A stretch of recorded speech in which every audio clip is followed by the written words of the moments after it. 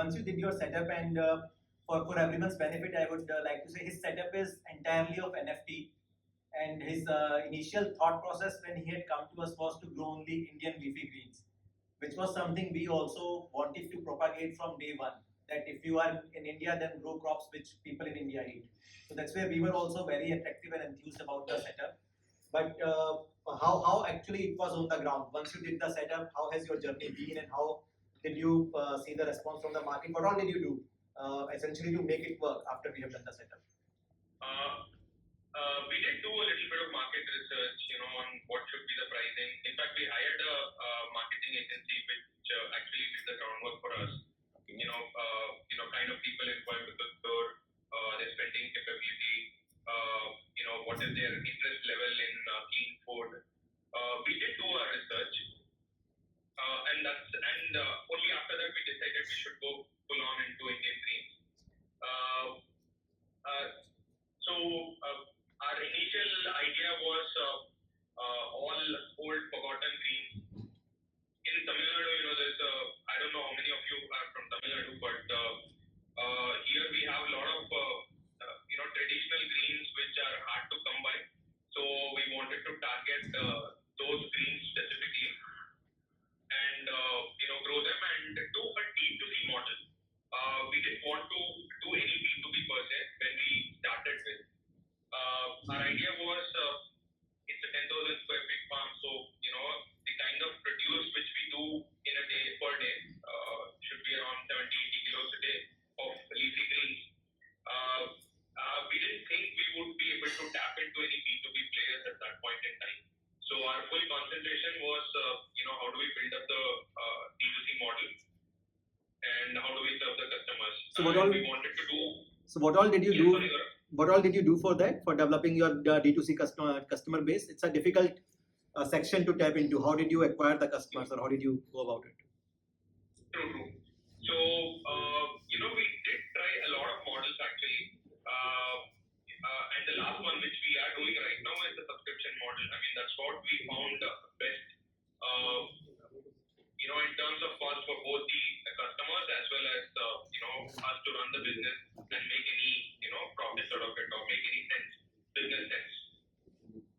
Before that, we did do, we had a online portal where anyone, a customer could just pick even one single bunch of greens and have it delivered to his place and all. But the cost economics just doesn't work out. Initially when we tried to push digital marketing and all that stuff, we spent money, but we didn't get the kind of audience we wanted to in the price points which we wanted to sell. But when we turned to a subscription model, something strange happened. So the first customer, they started having the greens. They, like that we are consistent with our supplies and the produce. A lot of people, and the first customer, she was like, they're an old couple. Mm-hmm. So the lady was saying, it makes my life so much easier. I don't have to do any pre-cleaning work, washing, etc. It's like a 5-minute job for me to, use your greens. Yes. So, and then she recommended us to her friends, and then, the network just spread. That's how we built a D2C model. And we spent zero on marketing when we moved on to a subscription. So you are saying initially you did a lot of digital marketing that really did not help. But once you move to subscription base, the word of mouth really helped. So marketing cost wise, rather than doing digital marketing and bombarding messages or broadcasting messages, it's better to work on individual families and then let them spread the word for you. Correct. I believe, organic growth is always better. I mean, we wanted to, get in more subscribers so that we could liquidate our stock. But what we found was, you start small. Start small in the sense when you're trying to build subscriber base, it's better to start small, experience, learn, correct what goes wrong, and then go to a next stage. But then what do you do with your balance thing? Because you have already set up a big farm. You are not doing it in pockets. And you have a small subscriber base, but your farm needs to be fully operational. What do you do with the balance? What has happened is, in the meantime, my friend Vinay, so he started exploring the B2B market. And what we found was,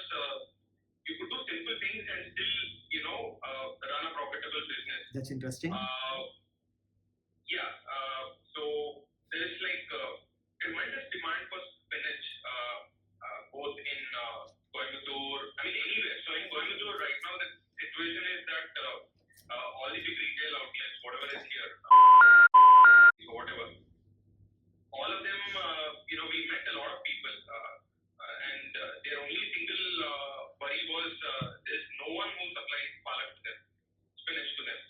So Siva, sorry to interrupt you. How easy it is to get into a business relationship with someone like Nilgiris or some top brands in cities like this? Because you are coming in as a new player and they already would have their established channels and all. How easy or difficult it was? So again, it depends on one outlet to another. Bluntly said that even though they have a shortage, they have only like yearly twice they let out contracts and you have to sign on with them, and only then you can get in. You cannot get in on an ad hoc basis. Whereas they're quite open. They are ready to take the produce on a consistent basis. Likewise, we also explored with.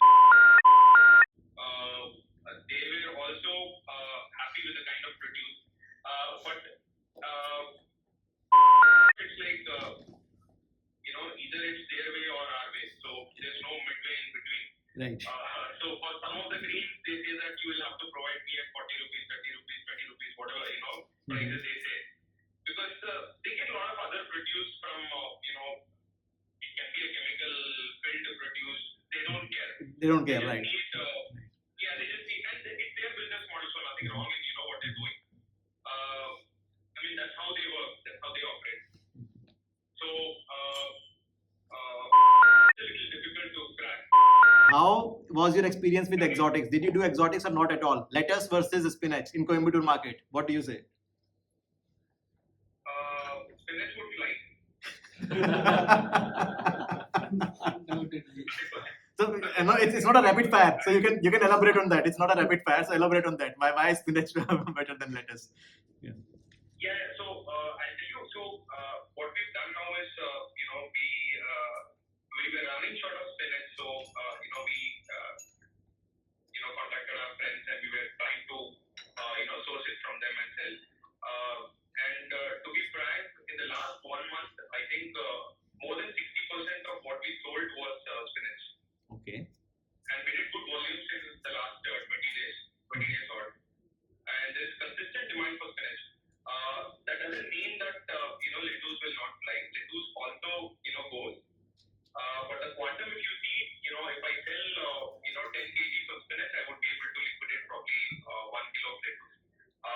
That could also be because that's the kind of vendors or customers I'm dealing with. Yeah. But to my knowledge, I think spinach should fly in the southern region, at least in Bangalore, Coimbatore, Chennai.